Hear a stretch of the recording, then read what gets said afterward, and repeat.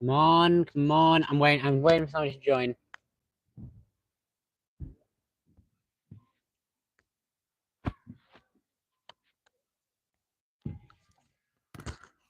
Okay. Now it looks like that nobody's joined at the moment, so can somebody like post something in the chat to confirm that they've joined? Because I can see the number on my screen right now. It says they've got 0 people watching. Come on, please join.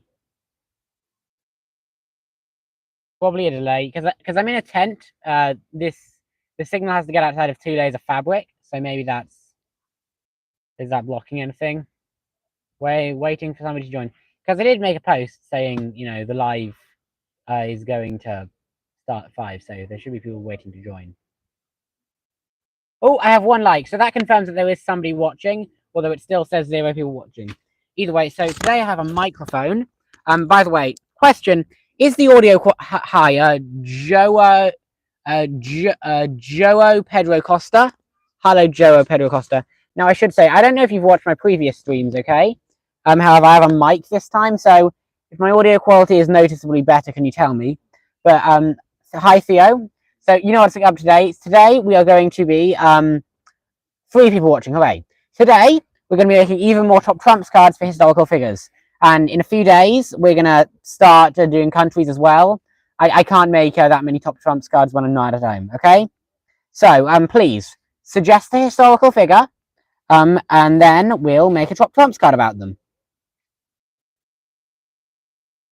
I'm waiting for somebody to suggest someone because I want to do Hannibal. Can we do Hannibal? If no one suggests anything in 20 seconds, I'm going to do Hannibal. Okay, Rasputin and Wellington. Okay, well we're going to do Rasputin first because. Okay, Rasputin. Now I know a decent amount about Rasputin. Like I read a book on the Russian Revolution, and I done a lot of research for the 53-minute video series I made about him. So on the Russian, so I'd say I'm quite well versed in Rasputin. Okay, what was Rasputin's influence on history? Absolutely loads. Okay, Rasputin completely changed the course of history. Okay, some people argue that the Tsar would never have been overthrown without him. Some people argue that actually the Tsar would have gone overthrown eventually. But even if Rasputin changed the date at which the Tsar was overthrown, that's massive because changing the date at when the Tsar was overthrown, that could then change who wins the Russian Civil War. Okay, because here's the thing: the provisional government collapsed. One of the main things that caused the provisional government to collapse, okay, was World War One. So if the Tsar was overthrown after World War One, then maybe because Rasputin influenced the Russian government a lot. I think he caused the. He was effectively ruling Russia for a bit. He was the de facto ruler of Russia for it. So, what would we say Rasputin's influence on history was? I think we mark him highly. 8, 9. What do we say? So, on a scale of 1 to 10, our task is basically ranking how much of an influence on history Rasputin had, okay? And are we ranking him from 1 to 10? So I'm going to put him like at an 8 or a 9, really high. Anybody? Although on the other hand, he did get assassinated and he didn't really carry the Russian Revolution. 7. Why only 7? 7. Everybody seems to be saying 7. Yeah, because I think 7's quite a respectable score, but it's not too much because he's not Lenin. Yeah, the Russian Revolution. Lenin led the Russian Revolution. He's got to get less than like Lenin or Nicholas or Tsar Nicholas. So I think I think 7 is fair.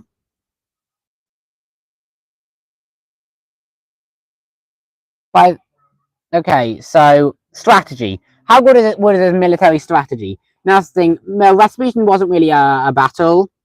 He never really fought in a battle. 9. Okay. I'm not Rasputin. So I'm not sure if we can give. We have to give him for military strategy and tactics.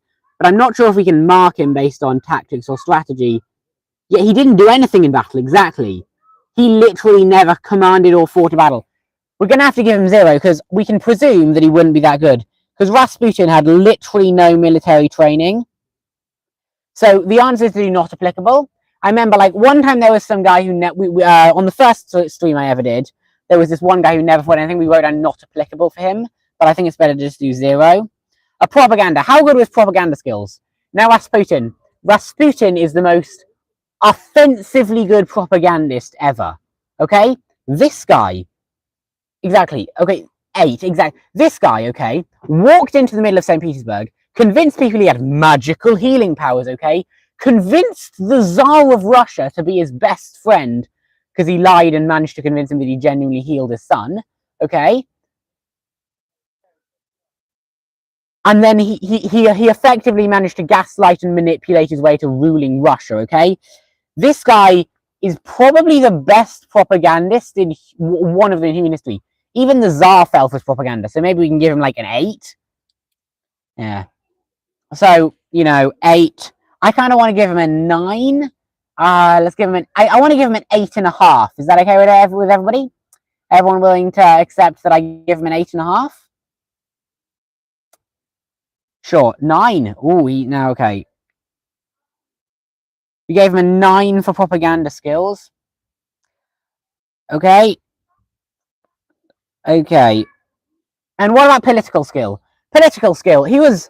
How good was he at political skill? Because he managed to get the Tsar's family under his influence. Like, everybody thought he was dating the Queen. However, is that really political skill, or is that just having a good way or people skill? Rasputin was definitely good with people and good with propaganda, but good with politics, I'm not sure. I want to rank him highly because Rasputin was a capable man when it came to things like this. So I think we should give Rasputin like 7, 6 or 7. Okay. By the way, Sand Nukes, and whoever else is watching, I'm gonna wait till I'm gonna wait until I got a bunch more people on stream before I ask that question. Okay. We're gonna add Rasputin to a pile of cards. Woo! Yeah. Right now, earlier, someone else suggested before a lot of people joined. Someone suggested we do the Duke of Wellington, but I thought we should do the Duke of Raincoat instead. Just kidding. Let's do the Duke of Wellington. But it would be crazy if, like, the next British. It would be crazy if the next great British general would be the Duke of would be the Duke of Raincoat. I feel I feel like that's an amazing addition to British history. So Wellington's influence on history.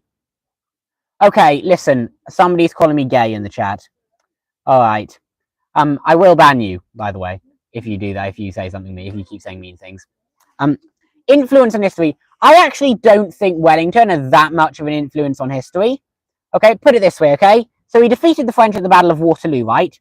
But the French were going to lose the war anyway.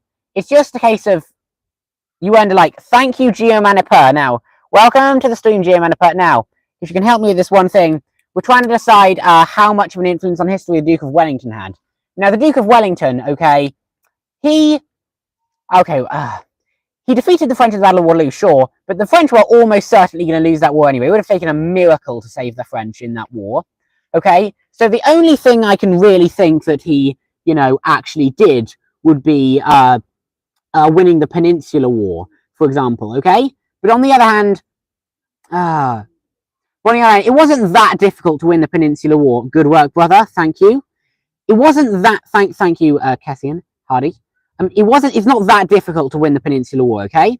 Okay, yes, you do need to have to be a vaguely competent commander to win the war, but the Spanish Ulster, But I feel like there were quite a lot of generals that can do it. So while the Duke of Wellington was a very good general, I don't think, I don't think we should mark him that highly. Although on the other hand, they did do a survey for the best generals in human history. Based on maths. They worked out the maths of the best generals in human history. Okay, and I can remember number 1 was Napoleon, and I can remember that the Duke of Wellington was something like number 3 or something like that. I think, or 2.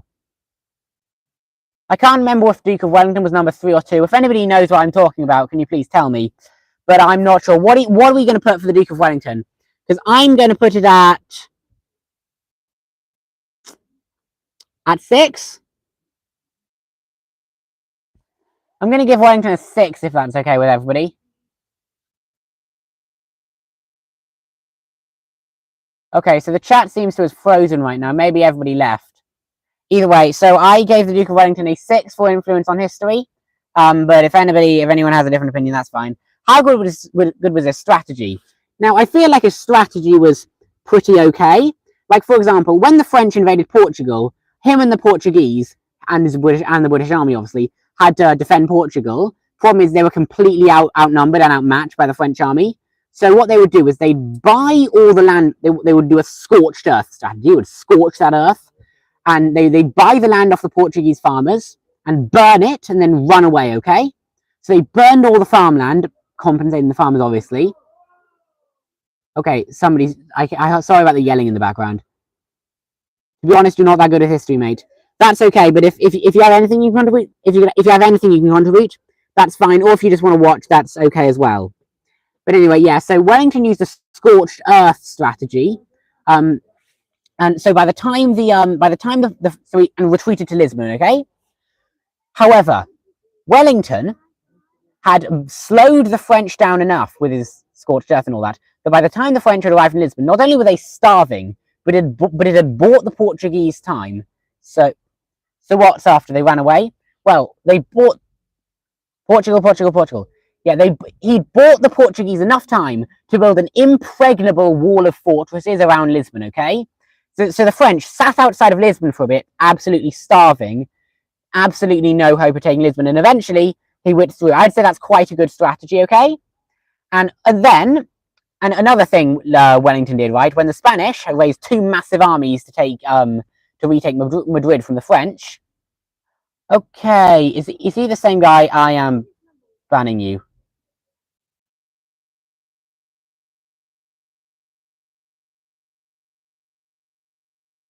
Okay, well, I banned the creep. Anyway, what was I talking about? Oh yeah, he refused to launch the attack on Madrid because it would fail, and he was right. The attack did fail.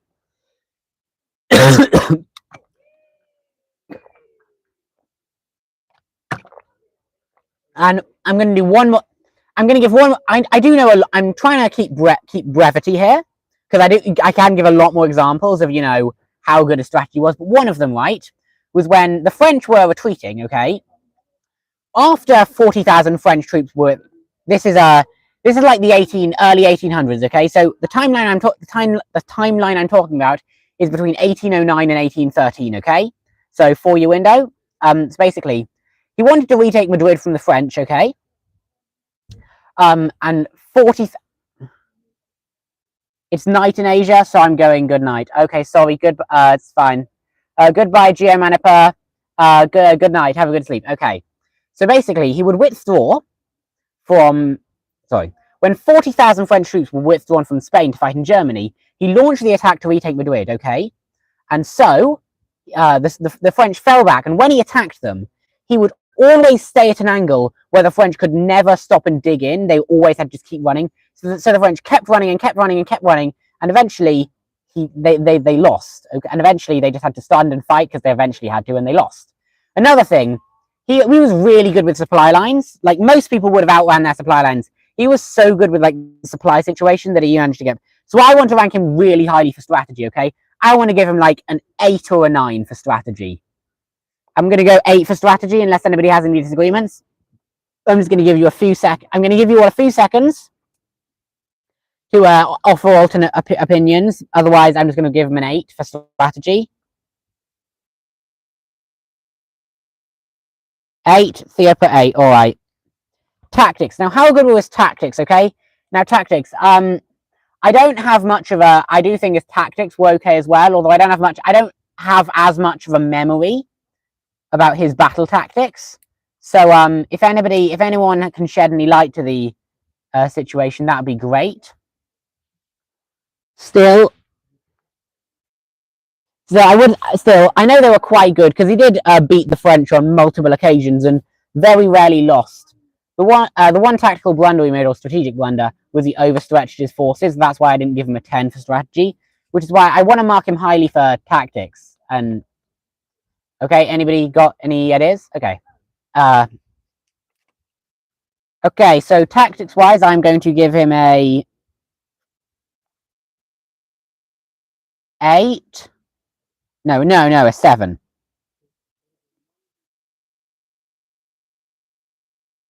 Now, how good was propaganda skills?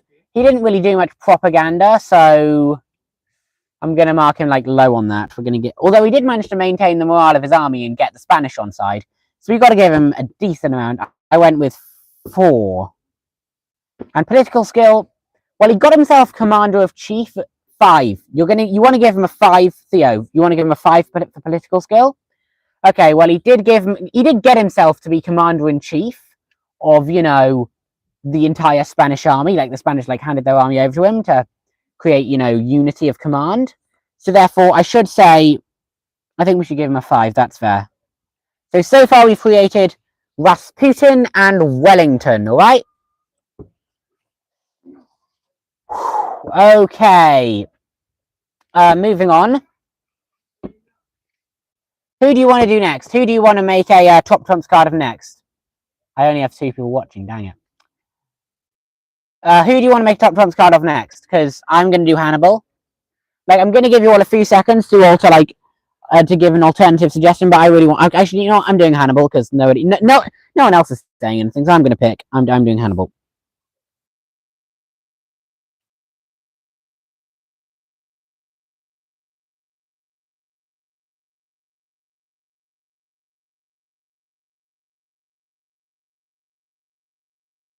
Okay. So we're going to make a card for Hannibal. Sun Tzu. Okay, I know almost nothing about Sun Tzu, so if we're doing Sun Tzu, I'm going to be completely reliant on all of you for that, and there doesn't seem to be that many people in the chat today, so I think we could leave Sun Tzu until a little later when we have more people in the chat, or maybe if I give me a chance to do some research. Oppenheimer. Okay, Sun Tzu next time.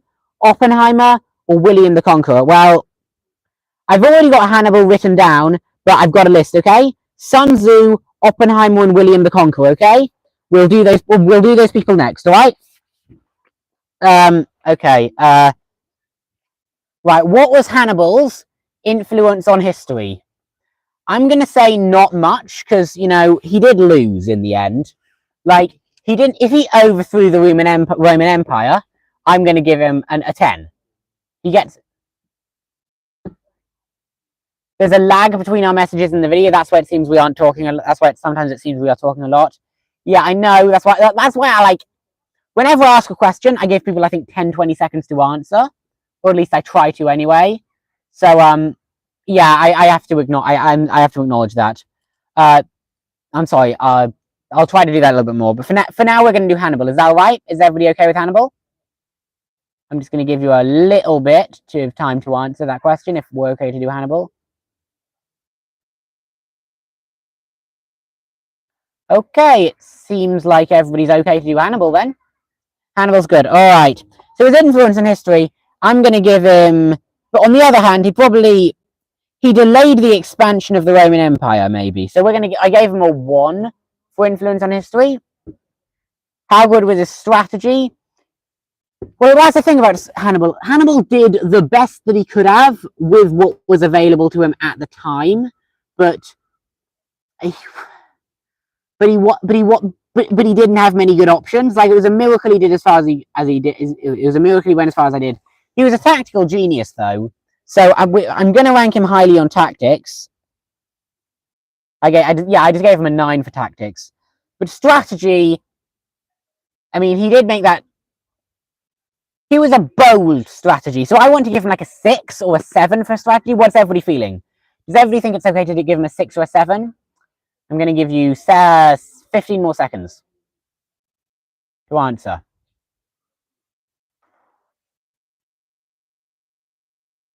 Eight. You want to give him an 8. Okay, so I initially wanted to give him a 6, but if you're going to say 8, fine. We'll round him up to a 7. And propaganda? How good was propaganda skills? Well, his propaganda skills, he did this really clever trick, supposedly anyway, where... What was I going to say? Oh, a clever trick where he burned down every farm in Rome, or every farm that he could, except the farms belonging to the person in charge of Rome at the time. That was Fabian. Okay, and so it looked like everybody thought Fabian was collaborating with Hannibal. Okay, it was quite smart actually. And another thing he did was he was quite good at getting people on side. Like, I know his military victories were what really convinced everybody to side with him, but on the other hand, he was good at, you know, he was good at he made a lot of allies. He turned a lot of Rome's allies against them, at least temporarily. So I think we have to rank him decently. 7. Good job, Pedro Costa. How do you pronounce that? Joao Pedro Costa? Joao Jo Pedro Costa, something like that. Okay, we got him a 7 for propaganda and political skill. That's the thing. He didn't really do much politics. Okay, apart from offering Rome peace terms. So I'm not sure if we can. You have to get back to work. Thanks for life. All right. Well, you're welcome. You're welcome. You're welcome, Mr. Costa. Okay. Oh dang it. You're welcome. Okay. Okay. Let's keep going. Okay. Political skills. So how good his political skills were, I'm going to rank him low. I'm going to give him a 2 for politics, okay? Is everybody going to tolerate me giving him a 2 for politics? Going to give you a little bit of time to disagree with me.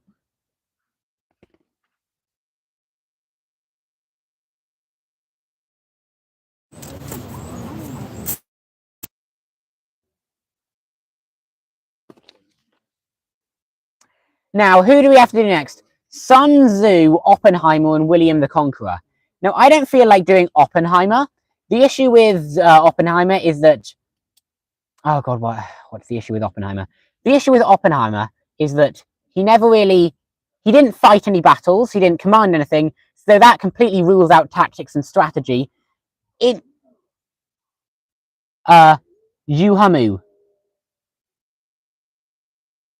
See you, Joa. So you pronounce his name Yuhamu? Aha.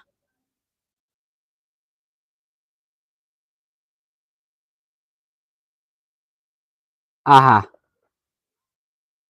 Yeah, Oppenheimer. Does that count as tactics though? And the other problem I have with Oppenheimer is, let's see, his influence on history is massive, but was he good at, did he ever do anything relating to propaganda or political skill? Like, even if you think that his tactics can be the bomb, which I disagree with, that still means that we can't rank him for strategy, propaganda, or political skill.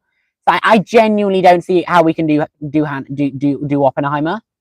Should we try to do Oppenheimer?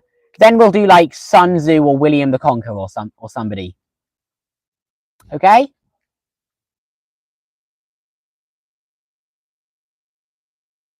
All right, we're gonna try Oppenheimer.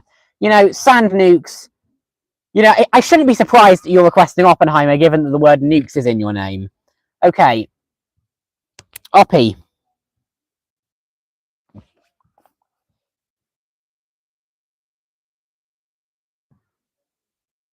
I'm just writing down Oppenheimer's name.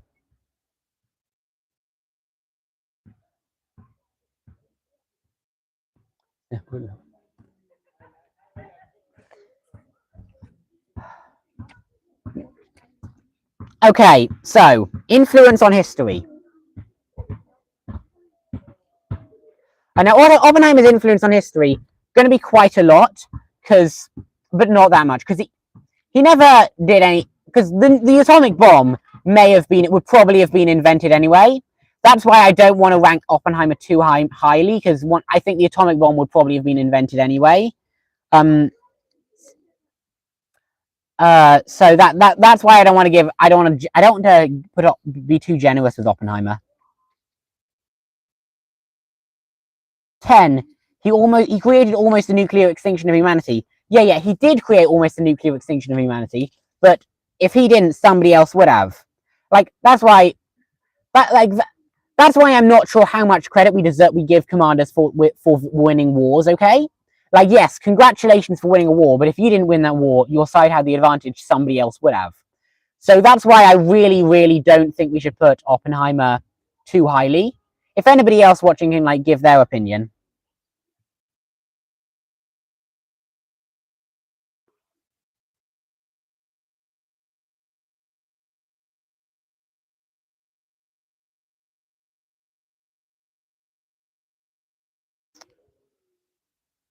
Okay, so that's why I only really want to give him a 5. Really, I'm going to give him a 5. I'm sorry for the people who think he got 10. I'm genuinely sorry.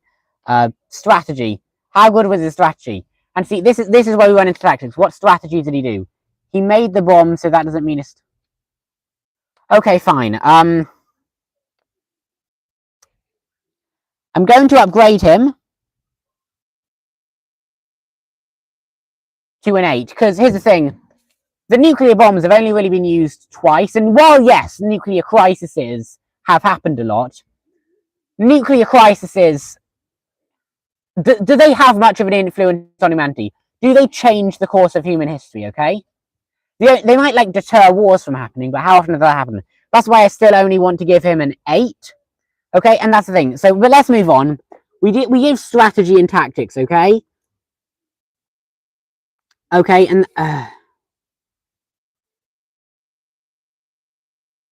let's 8 is fine. Let's we're moving on. Strategy and tactics.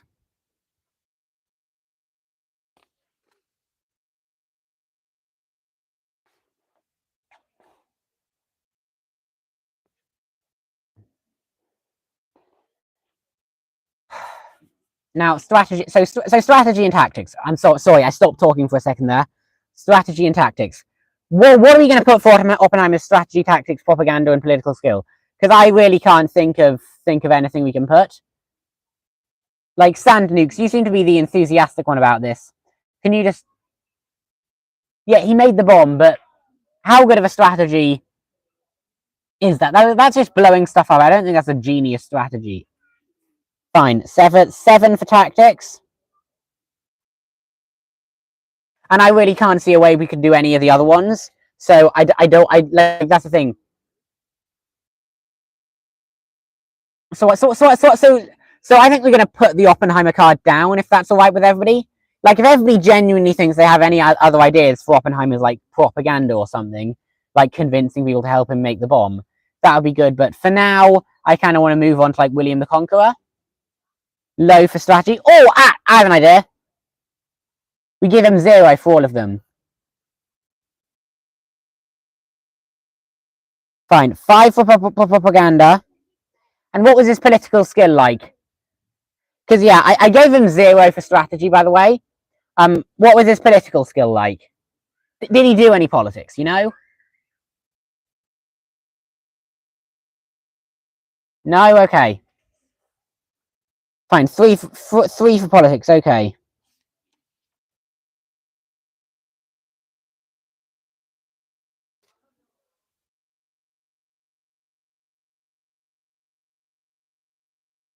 Okay. We're doing William the Conqueror next.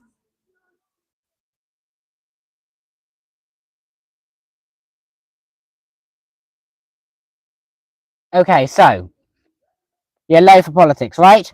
What was William the Conqueror's influence on history? Now, sure, William the Conqueror, okay, he changed the English language, right, and changed the government of Britain who ruled England.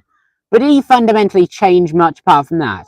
Like, regardless of him, regardless, Normandy still fell to France a few hundred. Yeah, he was that Norman guy. So, Sand Nukes, you didn't see. Then you clearly don't know a lot about William the Conqueror. So let me give you let me give you a quick biography of William the Conqueror. Okay, we're very brief, right? So the Duchy of Normandy was an independent duchy, and he ruled it. Okay, and he claimed that the King of England, yeah, he conquered England. He said that the King of England had nominated him to be heir. Basically, sorry, he claimed that the heir to the King of England had nominated him to be heir. So when the heir to the King of England took up the throne, William was furious about that. So he invaded England, won, and took over the country. He became king. Okay? But that's the thing. Does that change history much? Because regardless, that doesn't change any borders. It just changes who rules England. Okay? Like, wasn't England like planning to take over Scotland or something, but they called that off? Maybe all the wars delayed England's progress, delayed England's economic growth or something. I don't think William Conqueror, for all the talk about him, had that great an influence on history, okay?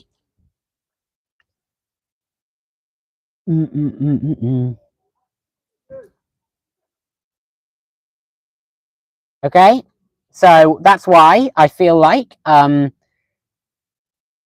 so five. I think even 5 is generous to him. I want to do 3 or 4.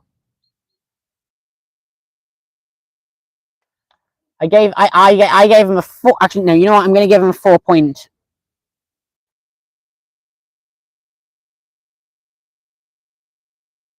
I gave him a 4.7. Okay. Now strategy. How good was his military strategy? Well, he didn't really do much strategy. All he did, okay, was sail to England in a boat or in some boats, and then he waited there until Harold showed up to fight him, and then he fought him and he won. So tactics probably good, but strategy. I mean, the only good strategy was he burned down some villages, which then forced the English to attack him. Like the English considered waiting for William to come to him, but he sort of burned down villages and just waited for the English to come to him, and forced the English to come to him. That's why I'm not sure if his strategy was that good. That's why I only really want to give him like a 4 on strategy, or a 5. Let's give him a 4. Okay. Does anybody have any grievances with that? I just want to give him a 4. What's good? Hi, not Zoxy. So basically, we're creating a top trump card for William the Conqueror, okay? We gave him a 4.7 for influence on history, 4 for military strategy, and now William the Conqueror. You've clearly not heard of him. Basically, in 1066, he conquered England, okay? He controlled the independent Duchy of Normandy, then he sailed to England and conquered it, okay? That's who he was, okay? Now, tactics. Now, one of the best tactics that he had, right, it was a feigned retreat, okay? Who's that? Okay, so what I presume happened was you posted the mess. I just explained who William the Conqueror was. So what I presume happened was you posted the message saying who's that, and then I explained it, and then it received whatever. Okay, so tactics. So during the Battle of Hastings, that was the infamous battle in which he defeated Harold's army. Okay, the English were at the top of the hill. He was at the bottom of the hill. He was at the bottom of the hill. Okay, so he launched his attack up the hill. All day for hours, waves and waves of attack up the hill, okay? And then his left flank began to retreat, okay? Now, historians disagree on whether or not this retreat was deliberate to draw the English out of position, but okay, catch you later, I gotta go. Bye, not Zoxy, goodbye. So English disagree about whether or not this retreat was, historians disagree about whether or not the retreat was a feigned retreat or if it was genuine, okay? But either way, it worked. Okay, the feigned retreat drew the English out of position, and Harold lost. Harold has lost the battle, and the King Harold of England lost the battle. So William the Conqueror defeated the English at the Battle of Hastings. Now I have 0 viewers. William the Conqueror defeated the English at the Battle of Hastings, and won, and conquered England. I have literally 0 viewers. But so that's quite decent. I want to give him a 7 for tactics. Propaganda. Now, his propaganda was essentially just burn stuff down and kill people and scare people into surrendering. Theo, you're still here. Yeah, now I kind of want to finish the stream now anyway.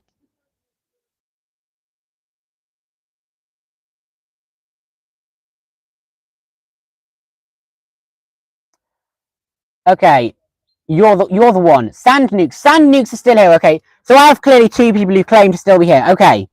So basically, let's do 4 people now. So, let's talk about William the Conqueror's propaganda skills, okay? William the Conqueror. So, one time before who are we talking about again? Still William the Conqueror, okay? William the Conqueror. So basically, when a town rebelled against him, all right, what he did was he captured some he surrounded the town, then captured some of their prisoners, okay? And he cut their hands and feet off and threw them into the town, and that scared the town into surrendering, okay?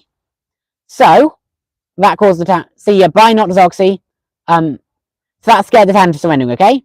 Then, of course, initially, England wanted to wait for him to come to them, but then he burned down the villages, forcing the enemy's hand. And then, initially, the English didn't want to crown him king, but then he burned down some villages and forced them to make him king. and that's why, and so that's I feel that's quite his propaganda strategy was eventually scaring people. I don't think that's a good strategy. That's not that good of a strategy. That's why I want to give him 4. Well, you see him in my history textbook, so clearly he was influential enough, lol. Okay, so he was a little bit influential.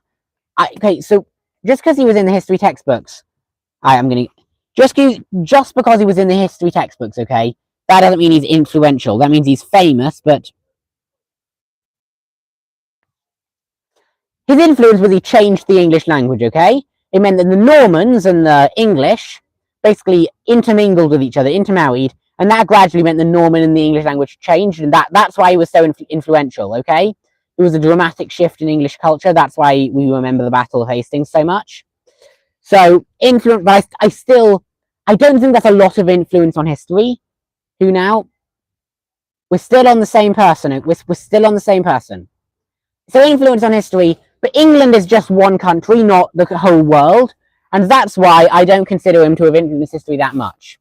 See, I gave him a 5 for propaganda. And political skill, how good was his political skill? Because once again, he just scared them into making him king. So I honestly don't think he was that good with politics. I want to give him, I'm tempted to give him quite low for political skill. Anybody? Anyone? No? Wait a second, I'm going to give him like a 3 or a 4 for politics.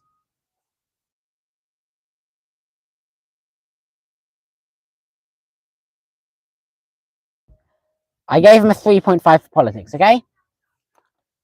Alright, so we've done William the Conqueror, not that good. We gave him a 4.7, 4, 7, 5, and 3.5, okay? Is that tolerable to everybody? It still says I have no viewers. Like it literally says 0. Anyway, God. So I'm not going to lie to everybody. I hope you enjoyed this stream. I kind of feel like ending it now, if that's okay. Yeah, 3 to 5 is fine. I feel like ending the stream now, if that's okay. Have fun. Bye. Bye, everybody. You're here? Hello, Sand Nukes. You're here. Okay. Well, I'm going to end the stream now, okay? Bye. It's just that was fun.